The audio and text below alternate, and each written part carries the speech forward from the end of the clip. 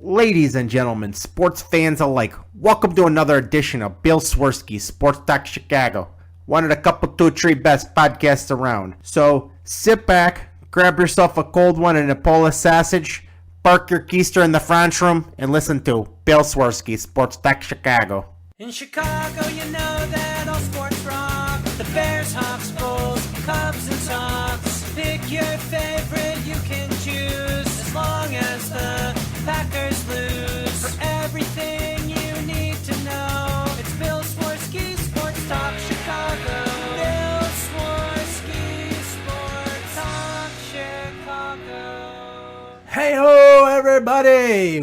Welcome to another edition of Bill Swirsky Sports Talk Chicago. This is your host, Sean. Before we get started, as usual, I'm going to mention our sponsor, the Rockford Ice Hogs. You don't know the Rockford Ice Hogs? Where have you been? Rockford Ice Hogs are the AHL team, the minor league team for the Stanley Cup champion Chicago Blackhawks. So you can see the young stars of tomorrow today, all for a family-friendly price. Located just 90 minutes from the Chicago city limits in Rockford, Illinois, at the lovely BMO Harris Bank Center, you can see the Rockford Ice Hogs. Season starts in just a couple of short weeks, so get your tickets now at icehogs.com. So I'm going to make this a fairly quick show. It's a little late because yesterday was my wedding anniversary with my missus. So that means I was not going to record. So that means today, it's a quick show. We are only going to talk about the Cubs and the Bears. If you want to talk about Blackhawks, I don't have anything for you. You want to talk about White Sox? I don't have anything for you this week. You want to talk about Bulls? Give me a couple weeks. Maybe even next week. But you want to hear about the Cubs? You want to hear about the Bears? This is your episode. I'm going to start with the Cubs because they are in the thick of things. September is here. September 1st. Rosters expand. We are talking about playoffs. Who's on the team right now is who's going to be on the team come playoffs. Add anybody else after yesterday, they're not eligible. They might be able to help you get there, but they're not going to help you once you get there. So the Cubs roster expanded to 40 players, and the Cubs finalized their September call-ups earlier today, and they recalled Javi Baez, who's a little bit of, I don't want to say it's a shock because I wasn't shocked, but some of the mouthpieces for the Chicago Cubs were saying that don't expect Javi Baez to be coming up, and I was fairly certain he was going to be coming up in September. And lo and behold, Javi Baez playing in his first game on September 1st. And even more of a shocker, I know you guys are like, oh my God, I'm biting my nails. He struck out. Woo! Javi Baez. They also brought up Tyoshi Wada, who had been with the team earlier in the year, got sent back down to Iowa, and brought back up for the September call-ups. They also brought up outfielder Quentin Berry and right-hander Trevor Cahill. And they made a trade at the 0 hour for Austin Jackson from the Seattle Mariners. We'll talk about that in a second. To make room for some of these guys, the Cubs designated James Russell and newly acquired Rafael Soriano for assignment. Russell, I believe I read that Russell has more lefty appearances from the bullpen out of any Cub ever. That just seems odd. I don't know if that's true. I'm going to have to look that up. But tentatively take my word on it. You could hear the hesitation in my voice. But Russell was great with the Cubs before. Traded him to Atlanta. Atlanta turns around and gets rid of him, and the Cubs bring him over. And he got off to a pretty decent start. He had a 1.7 ERA through his first 33 games. But then after that, it was just a rapid decline. He's given up 16 earned runs in 13 innings, including a nearly 12 ERA in August. Right at the time when you need the guy the most, he puts up a nearly 12 ERA. So that month of August basically ballooned his season ERA up to a 5.29. So it's hard to justify keeping him on the team when he's pitching like that. Whatever the reason is, if it's something mechanics-wise, injury-wise, just losing it at age 30, I can't tell you, but you can't have that on your roster, and they are not. And Rafael Soriano, the Cubs signed him, much ballyhooed. Who is going to get Rafael Soriano? They signed him to a deal on June 9th, and he's had a 6.35 ERA in 6 games with the big league team. Allowed 2 home runs in 5.2 innings before he landed on the DL on August 4th with some shoulder issues. He had been doing some rehab starts before he got designated. So the Cubs are making moves, and the moves are focused around playing small ball. This team is kind of an enigma. They're one of the lowest batting average teams in baseball, with one of the best team ERAs in baseball. But they put a lot of runs on the board for a team that has such a low batting average, and they're doing it with home runs and knocking the opposing starting pitcher out of the game early by taking a lot of pitches, running up the pitch count, getting a lot of walks, and if they don't walk, if they're making outs, they're doing so after 5-6 pitches, really working the count. So you're what you're seeing is, a Cubs team that's doing a lot with a little bit. It's a young team. They're way in over their heads right now. You've got Addison Russell, who's, he just stopped nursing off of his mom's boob like 6 months ago, and you throw him out there. And Anthony Rizzo is like an elder statesman in this team, and he's barely old enough to drink. You got Chris Bryant, who's still a kid, playing third. Kyle Schwarber, crushing the ball, and he's just a baby. I think he glued those hairs on his chin. It's a young team. They don't know how to play yet, and I think part of it is they're so young, they don't know that it's the Cubs' tradition to lose. They don't understand that. They just go out there and they're having fun. And you've got the perfect manager for that in Joe Madden. Between the magician that he had earlier in the year and flying home from the California series and everyone wearing their onesies, it's it's just a really loose ball club, and anybody that's tight and playing stiff, they're not getting a lot of playing time.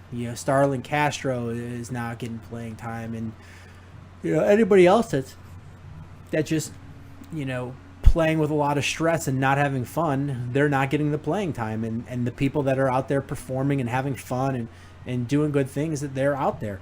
And even if you're struggling a little bit, Joe Madden's letting you struggle through it as long as you're out there competing and keeping your head in the game and not over analyzing it and thinking it. Chris Bryant's gone through some struggles. He's been out there. Addison Russell, he's done some good things, but he's struggled at the plate. I think his season batting average is like 243. He's gonna be exceptional. It's just, you got to give the guy time, and that's what he's getting. He's getting the time, and it's nice to see that they're reaping some of the seeds that the fruit from the seeds that they've planted. It's nice to see.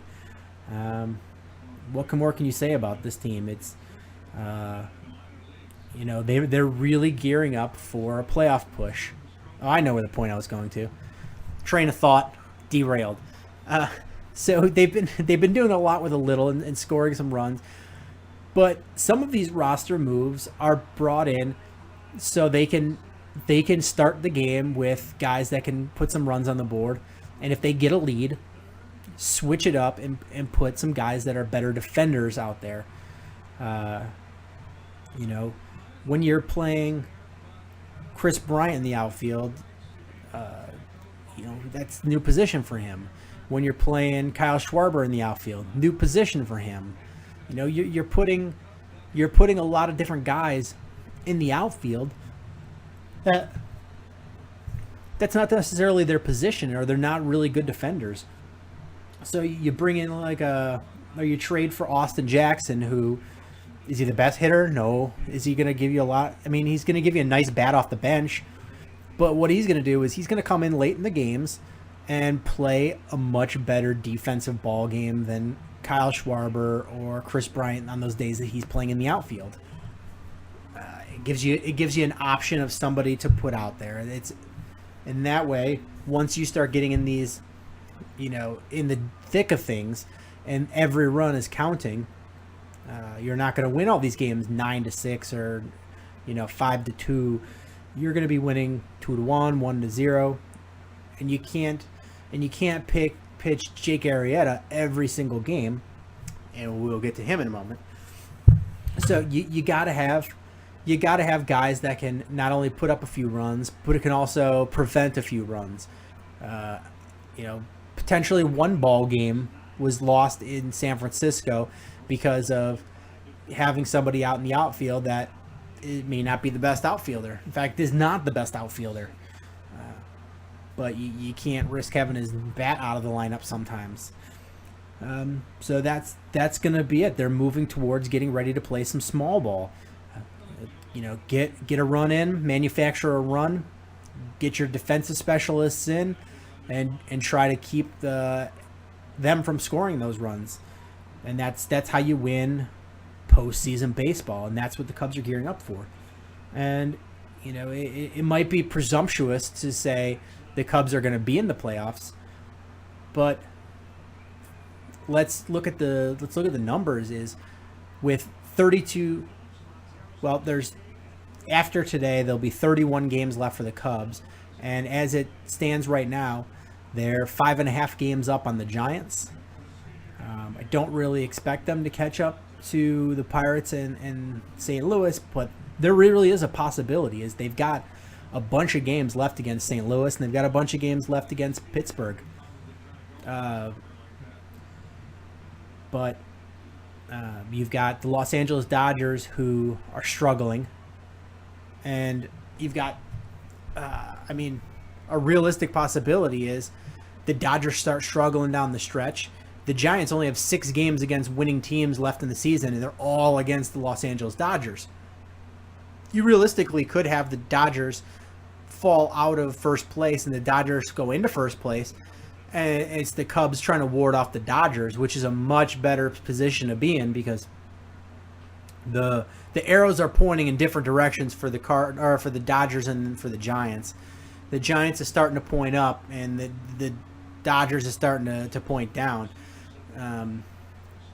So it's something to keep an eye on, and so quickly looking ahead at the Cubs. We talked about the postseason projections, and if you're not aware, these are Monte Carlo simulations of the remaining season schedule, incorporating each team's year-to-date run differential, current roster composition, playing time predictions, and remaining schedule, etc., etc. So basically, they do all kinds of calculations based on statistics and who's healthy, who's not, who they're playing, and things like that. And they calculate out what are the odds of making the playoffs. And right now, with after tonight, there'll be 31 games left for the Cubs. and they're at 93% chance of making the postseason. 93% chance.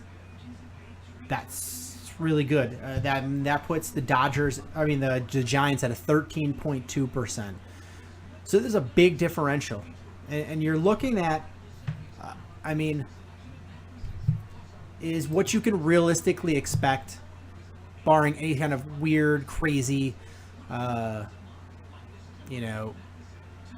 like winning streak for you and a losing streak for the team you're trying to catch up to, is about a game a week that you can catch up to a team. And there's like 6 weeks left of the season, and the Cubs are up by 5.5. It's getting to the point where the Giants are going to have to play lights out baseball and hope for the Cubs to continue struggling right now. Looking at the Cubs' schedule, is after tonight they've got one more against the Reds.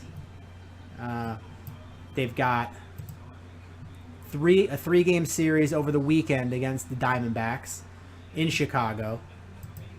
You've got 3-game series against St. Louis in St. Louis.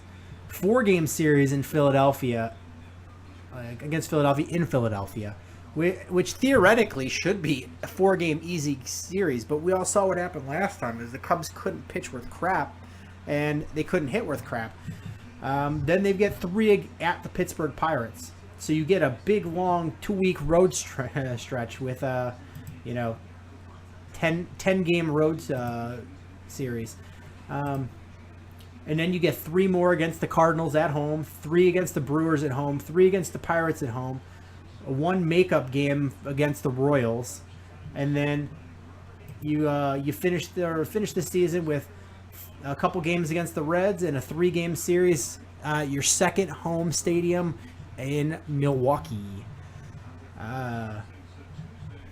So, is it the hardest? 31 games left? No. But it's also far from the easiest either. I mean, you've got 6 games against the Cardinals, 6 games against the Pirates, 1 against the Royals, and then the rest of them should be much easier to win games. You just got to hope that everybody starts beating up on each other, so you can maintain somewhat of your lead. But the Cubs are going to have to start playing a little bit better than they have the last few days. And some of the worries with the Cubs are going into potential post-game series is they can't hit left-handed bats. It's just, they're abysmal against lefties. And then, you put in, some of these amazing pitchers. You put in like a Madison Bumgarner, Clayton Kershaw, and they don't hit. They get, Chris Sale, Cole Hamill, and they just get demolished. It's just despicably ugly. So that doesn't bode well for the postseason if you can't hit lefties and you're not hitting top line starters, because that's what you're going to see when you get to the postseason. And if the other team knows that you can't hit lefties, they're going to throw a lefty out there. They're going to see what you can do. Even if it's a mid rotation lefty, they're going to throw him out there and see what they can do. The Cubs starting rotation is in a little bit of a pickle right now. Other than Arrieta, who like I said, we are going to get to the Arrieta. You have your big free agent acquisition in John Lester get roughed up in his last start, and he's been inconsistent over the season. You've been inconsistent with Jason Hamill. You've been inconsistent with Kyle Hendricks. That 5th rotation spot it's been up for grabs. You've had so many people get their opportunity at it, and current man up is Dan Herron, and they insist that he's going to keep getting the opportunity, but if he keeps only pitching 4 or 5 innings and giving up 4 or 5 runs in that time, it's not going to be his for long. You expected maybe a C.J. Edwards to come up, get a shot at it.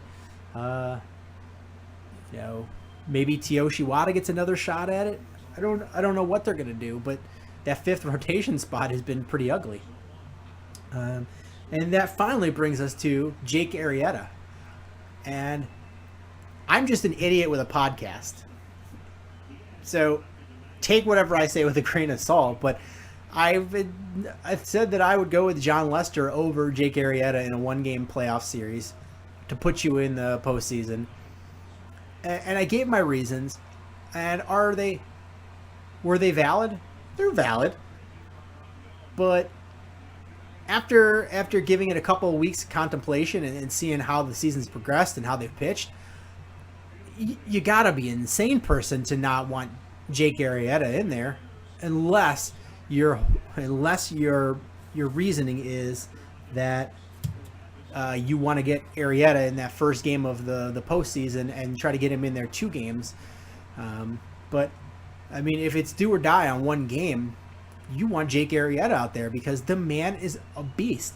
I mean, everything he's doing is just absolutely filthy. I mean, pitches the no-hitter the other day, and his stuff has just been lights out. I mean, I wouldn't be surprised if he gets another no-no before the end of the season. It really is it probable? No, but is it shocking? No, it's not shocking either. I mean, just looking at his splits, it's ridiculous. In the month of August, the guy is wins and losses, arbitrary stat. I know a lot of people hate him, and I don't think they mean a whole lot as a whole, but I think sometimes they can be a good representation of something that's going on. And for the month of August, Jake Arrieta is 6-0 with a 0.43 ERA, a .68 whip, a 130 batting average against, and 4.3 strikeouts per walk. Like, the OPS against him is 360. That is, the guy is a beast. He's striking out over 9 a game. The guy is an absolute beast. Like, if you don't consider him as a Cy Young candidate, then you're not looking at what's going on. This is going to be the guy that they're going to have to ride on his coattails if they have any shot of winning a World Series. John Lester's going to have to be great if they have any shot. And a lot of other guys are going to have to be really good. But it's going to be Jake Arrieta being the hero and pitching like he is through the rest of the season. He's going to have to put up Madison Bumgarner type numbers.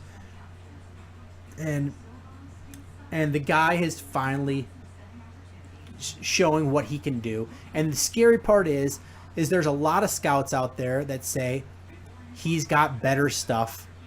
Just wait and see. If he gets any better and any more filthy, Jake Arrieta is going to be just disgusting and nobody's going to want to bat against him. It's going to be like when John Kruk stood outside the batter's box because he was scared to pitch or hit against Randy Johnson in the All-Star game back in the 90s or whatever it was. So it's, if you're the Cubs, you gotta be hopeful that they're gonna make the playoffs. The stars are starting to line up. As I'm recording, I heard that they just finished the game off and beat the Reds. So as it stands right now, they're 6 games up on the Giants, pending what their outcome is. And that game is still early because it's West Coast. But Los Angeles is up 1-0 in the 4th. So hopefully they can pull that one off and Cubs end up having a 6.5 game lead with 6 weeks left, which makes it a much more daunting task for the Giants. And I guess that's about it. I mean, the Cubs have the arrow's really pointing up for them. They've got a lot of things good going well for them, but they're still an incomplete team. And they've got a lot of work to do to be a Cardinals or to be a Royals or one of these elite teams. They're just a very good team, and some of that is just going to be get more seasoning in Javi Baez and Addison Russell and Chris Bryant, Kyle Schwarber, and get Jorge Soler healthy, And Jorge Soler is somebody, I love Jorge Soler. I love watching him at bat. I honestly still truly believe he's going to be the best hitter of these young Cubs players. He's just got to stay healthy and turn some of these line drives into hits and home runs. And I don't think he's going to be a factor for the Cubs this year, which is really going to hurt because he's got that oblique injury, which usually nag for a long time. And I think he just needs a lot of downtime to get right. And just having a couple more weeks of the regular season, I don't know if that's going to be enough to come back healthy and be a factor in the postseason, but fingers crossed. And then switching gears, we're going to talk Bears. And I got a lot of emails, and I'm not going to answer each one because a lot of them were redundant questions. So I'm gonna sum them up with the things I talk about here. So I apologize. I know that's against everything I say for the show, but I'm gonna answer your questions. I'm just not gonna read them individually, and I'm gonna sum them up. Is two sides to this coin. One, it's preseason. Don't get bent out of shape about what happens in the preseason. It's it's nothing to get too worried about. On the other hand, is the third game of the preseason is the one that's supposed to be the most close to what happens during the regular season. That's the case. That does not bode well for the Bears during the long haul. I'm going to sit in the camp of I didn't have a ton of expectations for the Bears this year. I expected them to be better than they were last year. I expected them to be more competitive on defense, be a little better on offense, and have a couple more wins under their belt. But still not compete for the division, still be well behind the Green Bay Packers as far as what they can do.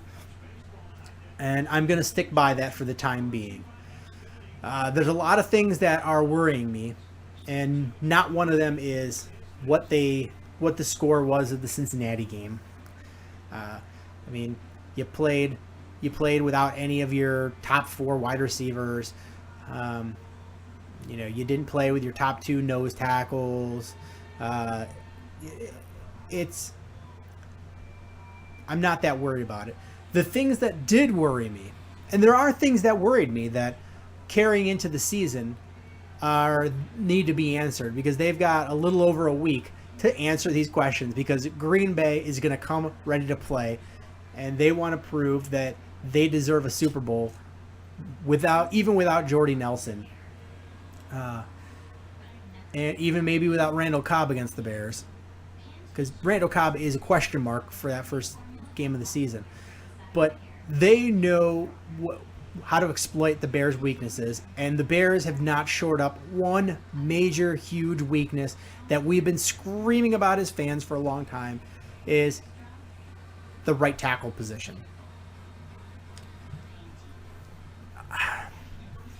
The first year Jordan Mills played, I thought there was some upside. And then had the injury, and he had to recover from the injury during the offseason. And that is never a good thing, is when you're rehabbing during the offseason rather than training and getting better. You're rehabbing. And so finally gets a whole offseason to train and not have to rehab or worry about injuries. And he stinks. They put Charles Leno is the temporary starter at right tackle. He stinks. My daughter is about to turn 1. She's starting to walk, and she takes these great big giant striding steps. And I feel like, and this has a point. Bear with me. Keep with me. Is she takes these big sweeping steps, and I feel like she'd still be a better right tackle for the Bears than Charles Leno, because that guy is just, he's taking these giant monster steps like he's a newborn trying to learn to walk, and guys are just teeing off on him, he just looks lost out there between the penalties and the blown assignments and the missed blocks. The right tackle is a complete mess.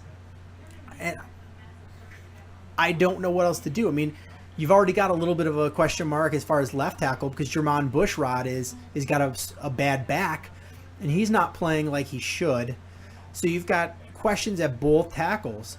You're solid in both guards, more than solid. I mean, Matt Slauson is a really good guard, and Kyle Long is a Pro Bowler, and Will Montgomery is all right. You've got Hronis Grasu ready to jump in and play at a moment's notice. And you, but you've got question marks at both tackles. And if he can have 2 weeks to get that back healed up, I think that you're going to have Jermon Bushrod that's going to be much better. But you're not going to get better at that right tackle spot. And I don't understand why they haven't at least tried in a game moving Kyle Long over to right tackle and masking some of these other guys by putting them at guard. And every single one of the media has just berated John Fox and bombarded him with questions about why he hasn't done that. And he finally hinted that that could happen. And so that's a possibility. He feels that Kyle Long has enough reps and understands the offense enough to just come right in and play right tackle.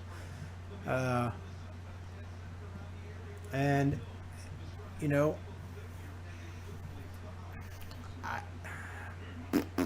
I don't know why they're not.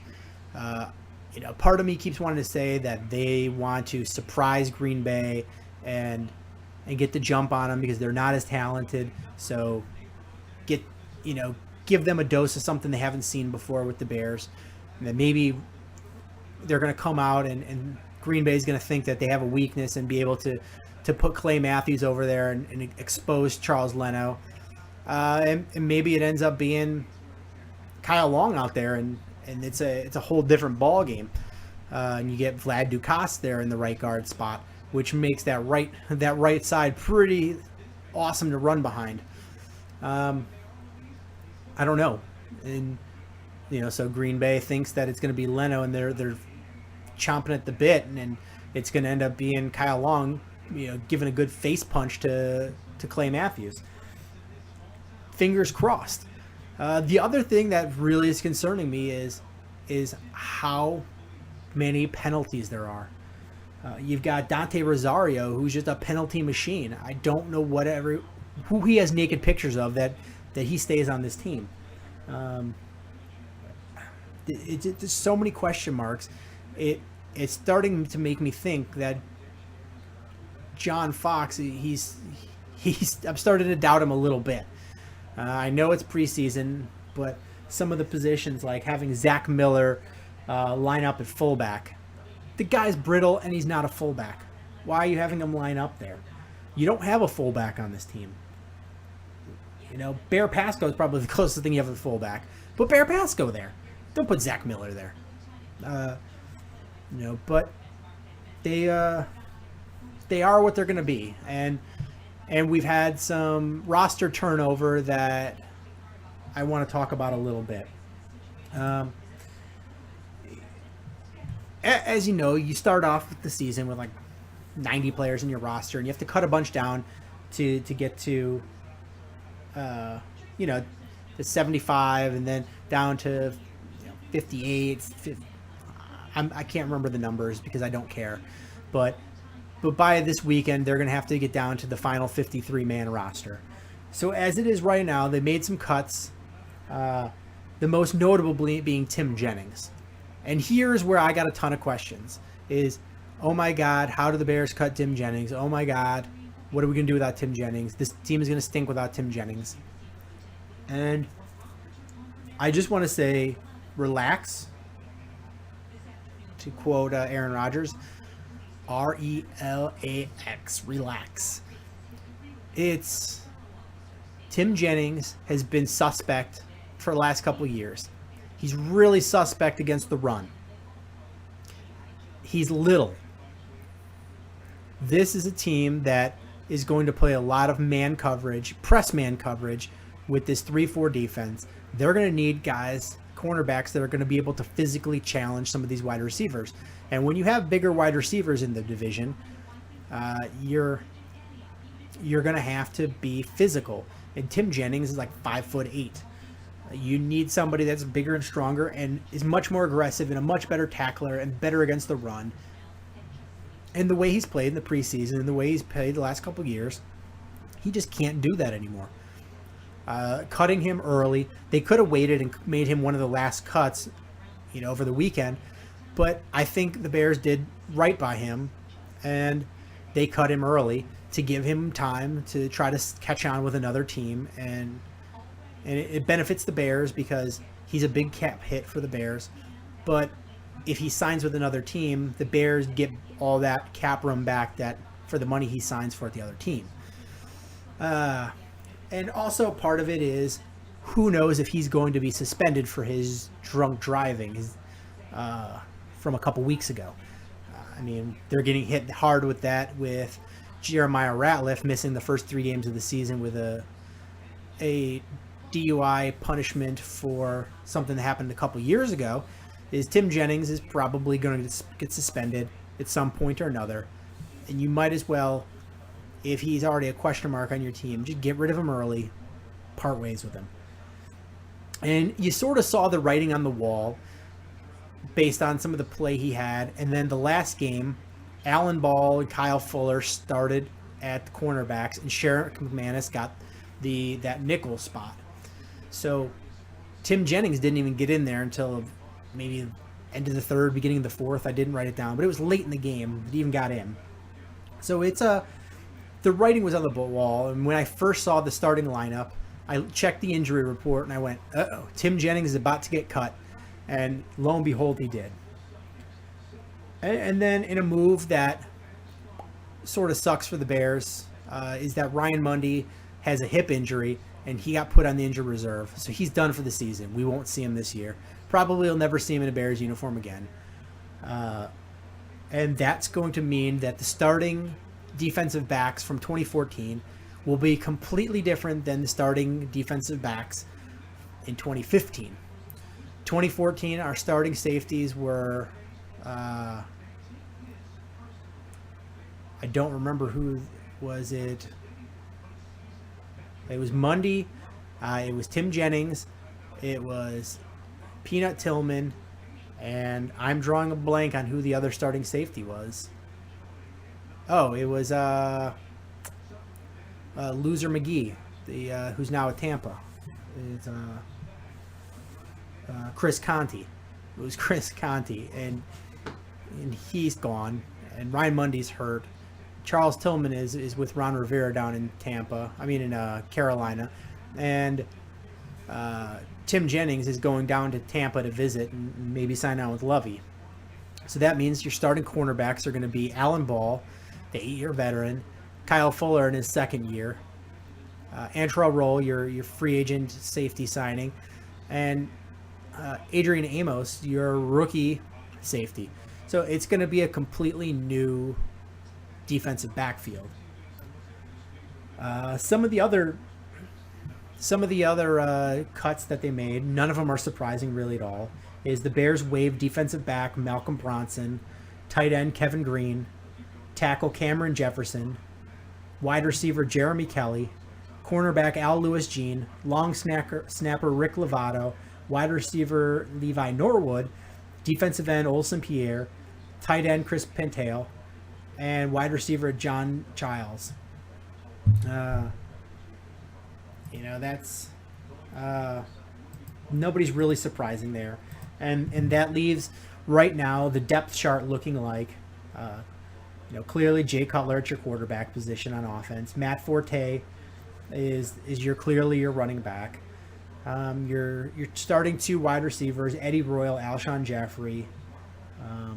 Your tight end being Martellus Bennett, and the Bears have shaken up the offensive line a little bit. And they've moved Jordan Mills back to starting right tackle. on the depth chart. Kyle Long at right guard, Will Montgomery at center, Matt Slauson at left guard, Jermon Bushrod at left tackle. You have Josh Bellamy and Marquise Wilson as your second string wide receivers, and Mark Mariani and Cameron Meredith are your third string. And the running back battle has been awesome.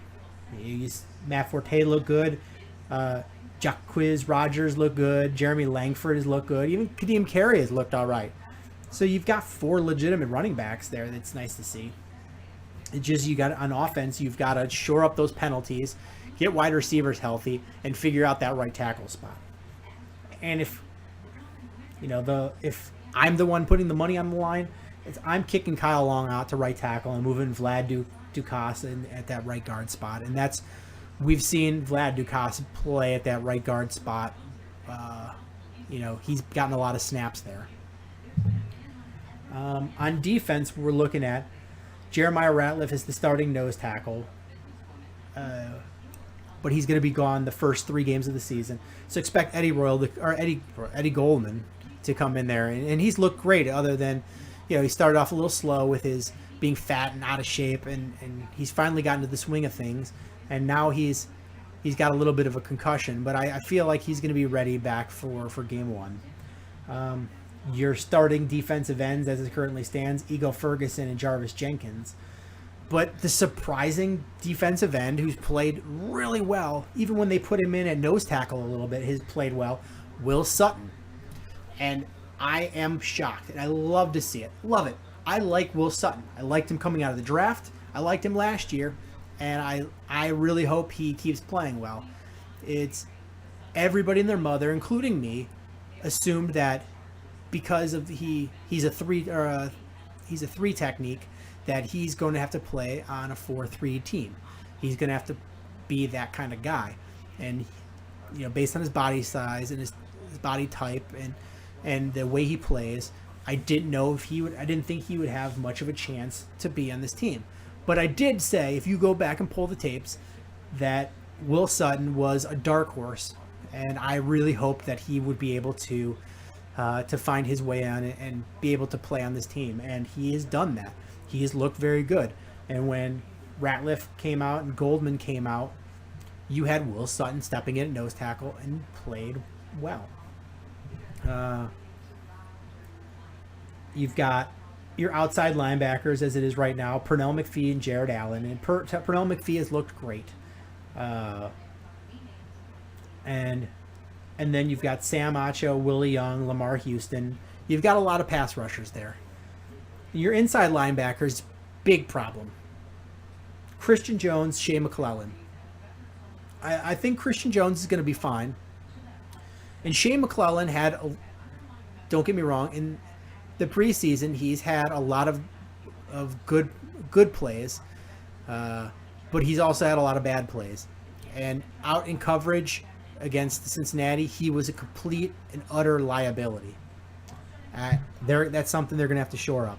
He was out of position, and sometimes he was just getting beat. Sometimes he just didn't turn his head, but he was getting beat left and right in his pass coverages. I don't know if they don't really have an answer. As Mason Foster hasn't been as good as advertised. Figured he would be a starter there, but he's not. John Bostic has looked pretty bad out there. John Timu has looked good, but he doesn't have the speed to be playing in that position, I don't think. Cornerbacks, you've got Alan Ball, Kyle Fuller, your starter, and then 2 guys that have been flying up the depth charts that I didn't know would make it. It were some veterans, and Tracy Porter and Terrence Mitchell. It's lovely to see them play there. Sherrick McManus has looked great, and he's got good opportunities. So you're seeing guys that are playing physical and playing hard and really want to make this team and trying to play this defense are doing well. And then your safety spots, Adrian Amos, Antrell Roll, backed up by Sherrod Martin and Brock Vereen. That's fingers crossed nobody gets injured. So yeah, I mean, we've got one more preseason game, and that's going to be the David Fales show, because Jay Cutler's, you're not going to see him at all in that game. You're not going to see Clausen because he has concussion. It's going to be, it's going to be David Fales, and I believe they signed a quarterback today. I didn't catch the name. Sorry, I was at work all day. But I believe they signed a guy to be a camp body who's going to come in there and probably play some of the snaps. So David Fales doesn't have to play the whole game. But you're not going to see any of the starters. It's going to be the backups, and you're not going to see Johnny Manziel. You're not going to see anybody from the Browns roster either. So it's just going to be a bad, terrible, ugly game, and it's going to be the worst of the preseason.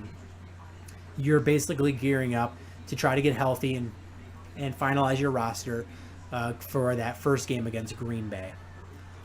And the last things I'm going to say about the Bears is they've got a few things they have to clean up if they're going to be respectable at all.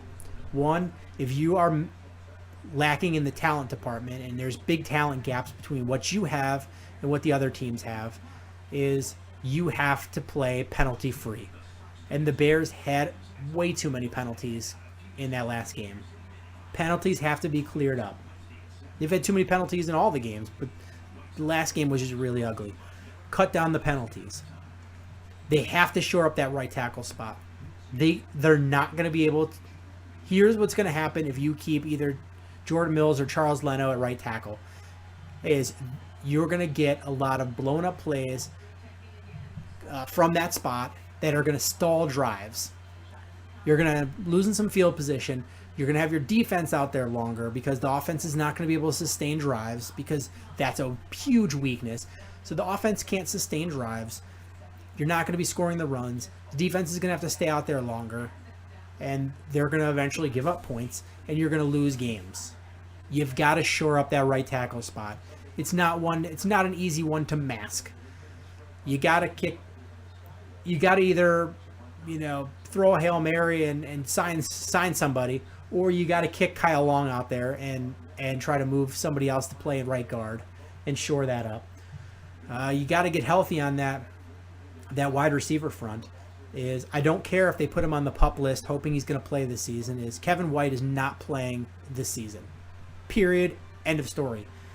You got to hope Eddie Royal, Josh Bellamy, Marquise Wilson, Alshon Jeffrey stay healthy, because otherwise they don't have enough talent to win ball games. The running game is going to have to really be strong. That 3-4 scheme better get to the quarterback, because the defensive backs are not good enough to play man coverage for that long. They're going to have to get to the quarterback. So there's a lot of ifs and buts that are still left to be answered, and less than 2 weeks left before the start of the regular season. So I've got a little bit of worries, but I'm going to wrap it up on that. Thank you guys so much for listening. Please make sure you're sharing the show with your friends. Subscribe on iTunes. Subscribe on Stitcher. Subscribe on YouTube if that's how you're listening. But subscribe. Leave comments. Leave positive feedback. Makes me feel good. Email your questions. You can hit us up at Twitter at Swirsky Sports, Facebook.com/Swirsky Sports, website SwirskySports.com. Those are all ways to get in touch with me. But thank you guys so much for listening, and until next time, bear down. Cubs win! What a lucky break! The good Lord wants the Cubs to win! We thank Ditka and God for all they have provided. Cubs win! Cubs win! Cubs win! Oh, I don't want her. You can have her. She's a Packer fan. She can't fit in my van. And she looks like number New Yorkers. Smoking crack is not legal on planes. Bears 31 to -7. The Bears. Oh, when the Bears go bearing down